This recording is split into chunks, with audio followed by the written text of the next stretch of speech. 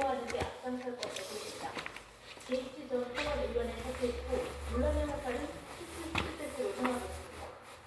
7년 전 공화당 행사에서 성폭행 사건, 사건 모발을 위해 음료수를 쓰고 당시 경찰 조사 보고서가 공개되면서 두 번째 낙마자가 될 가능성이 제기되고 있습니다.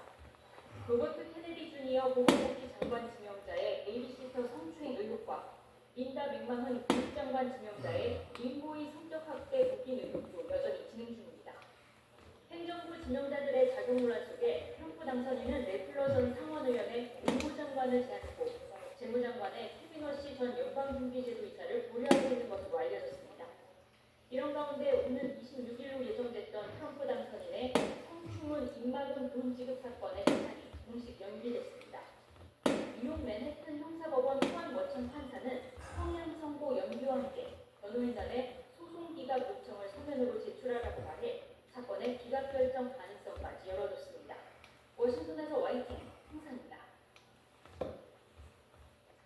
청소년 성매수 의혹으로 자진 사퇴한 맥 게이츠 전 연방 하원 의원이 트럼프를 위해 계속 싸울 것이라고 밝혔습니다.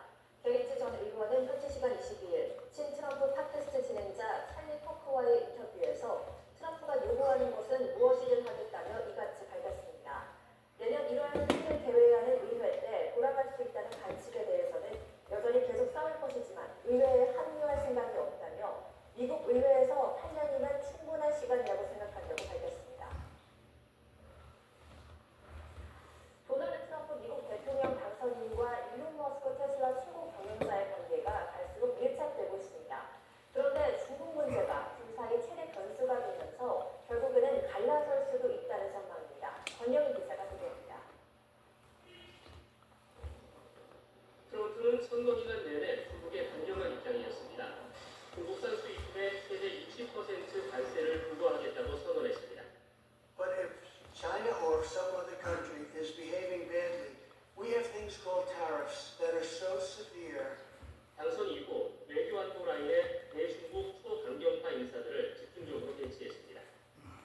국무장관에 지명된 마코 루비오 상원의원은 중국의 최혜국 배후를 철회해야 한다고 주장합니다. 국가안보보좌관 지명자 마이크 왈츠 하원의원은 중국을 대놓고 중국 공산당이라고 하며 미국과 중국이 냉전에 돌입했다고 밝혔습니다.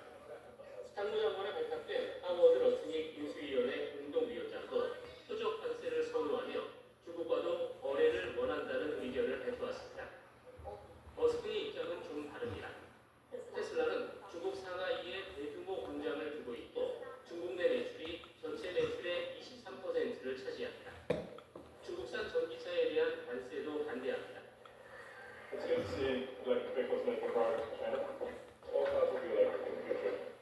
이 때문에 머스크가 트럼프 행정부의 중국 정책과 관련해 가장 큰 변수가 될 수 있습니다. 일부에선 머스크가 이중 관계를 정상화했던 헨리 키신저 전 국무장관과 같은 역할을 할 수도 있다는 전망을 내놓습니다. 반대로 자기 주장이 강한 두 사람이 충돌할 것이라는 의견도 있습니다.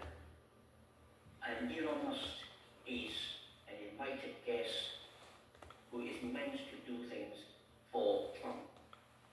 And if there is a difference between what is best for Trump and what is best for Musk, Trump wins every time. 뉴스위크는 머스크와 중국과의 관계가 트럼프와의 관계, 또 내각에서의 입지를 해치며 두 사람이 결별할 수 있다고 보도했습니다. YTN 권영입니다.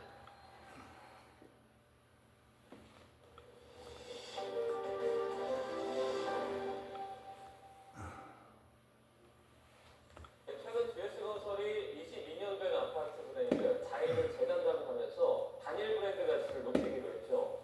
반면 다른 건설사들은 아까부터 별도의 최고급 브랜드 아파트를 내놓고 차별화를 추구하고 있습니다. 최두희 기자가 취재했습니다. 2000년 자이 브랜드를 선보인 뒤 처음으로 브랜드 재단장에 나선 GS건설. 새 브랜드를 만드는 대신 로고를 바꿔 기존 자이 브랜드를 발전시키기로 했습니다. 투입한 금액